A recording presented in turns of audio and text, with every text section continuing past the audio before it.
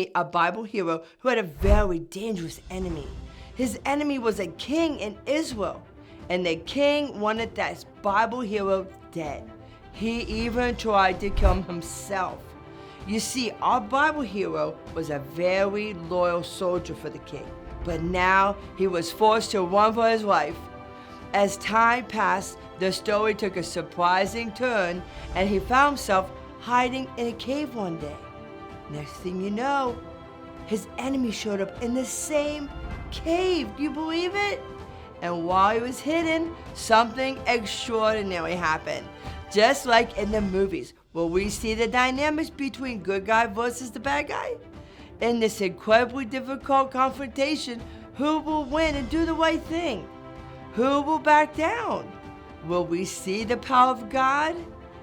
Well, let's head over to an interview with Samantha Fury. She's just starting a very interesting interview. I cannot wait to see how this story unfolds. I can't believe that there's all the caves and all the cliffs in the world, and he walks into mine. Here I am, running for my life, trying to get away from the king of Israel. And where does he go but to my hiding spot to take a break?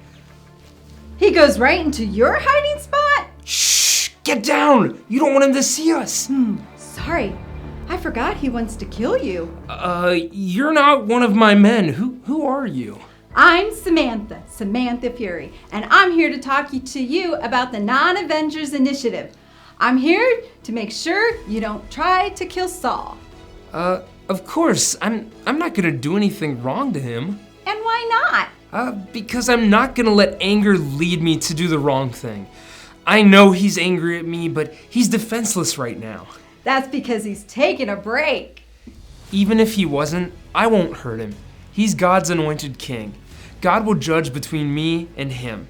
I know he hates me, but I'm gonna show him compassion. Good for you, David. I knew you would make a great non-Avenger. I wanna please God. I wanna do the right things always. Sure, I know I cut a piece of his robe off. But you felt terrible about it, didn't you? That's not who I am. You are a man after God's own heart. You'll make a great king one day. Thank you. And yes, I'm totally on board with the Non-Avengers. That's such great news. Now, do me a favor. You want me to be quiet until he's finished? No. Go have a word with him about being a Non-Avenger.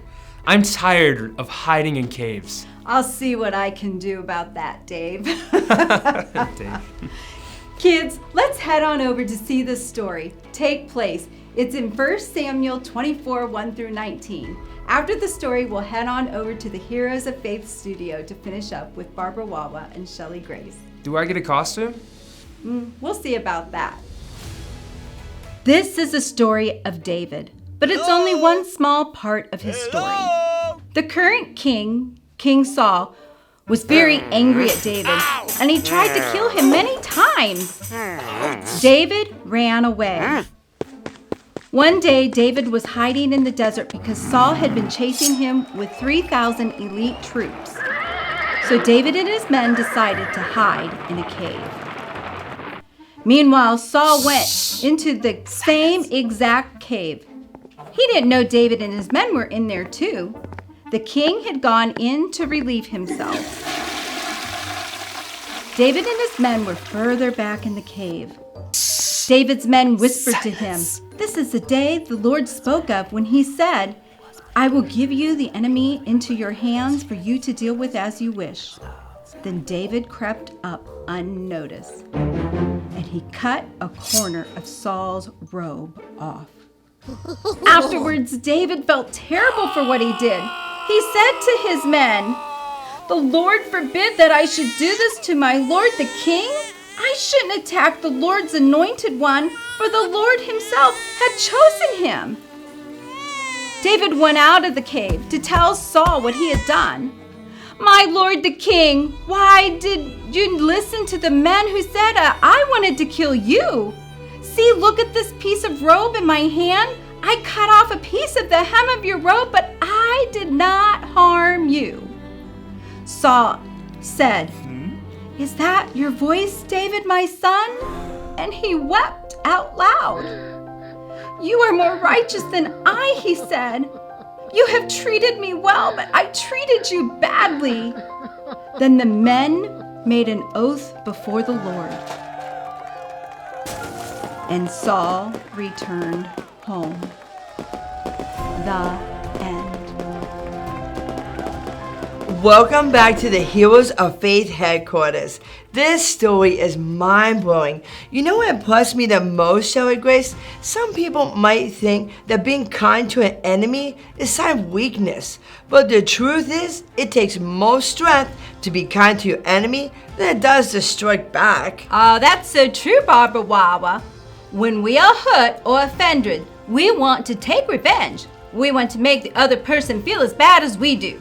The last thing we want in that moment, in the heat of the moment, is to let that person feel like you love them. In the cave that day, the only way that Saul knew David was there was because David wanted him to know, and he told him. I wonder what would have happened if David didn't show forgiveness and he killed Saul. Do you think Saul's troops would have spared David if he had taken the life of the king? Probably not. I mean, then David would have died as well, and Israel would have had no king. David knew there was only one way to defeat Saul. He had to put away his sword. He came out of hiding to tell Saul he had spared his life. He put himself at the mercy of the man who had sworn to kill him. Saul was stunned. He didn't deserve David's forgiveness, and while he didn't welcome David back as a friend, he did let him go in peace. Kids, we know that some of you face really tough situations every day. And we know that a lot of you have tried striking back when you've been hurt. You want to get even. We know the idea of loving that person must sound not only crazy, but a little foolish. When you see that boy or girl the next time, remember David. Remember that a non-Avengers does not call names or strike back. God can show us how to love that person, and He can help us make peace with it. If we learn to love difficult people the way God does, it helps us not be afraid of bullies, because we know the ultimate weapon against bullies and unkindness is the opposite. It's show them love and to be kind. Love is powerful and it changes hearts. In the end, you may even become friends with your enemy.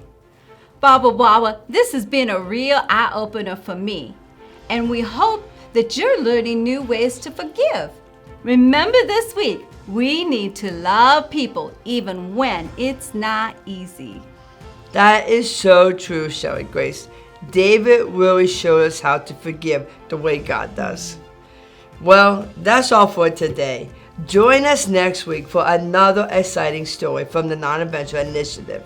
So, from all of us here at the Heroes of Faith headquarters, as 1 Corinthians 10:31 says, whatever you do, do it for the glory of God.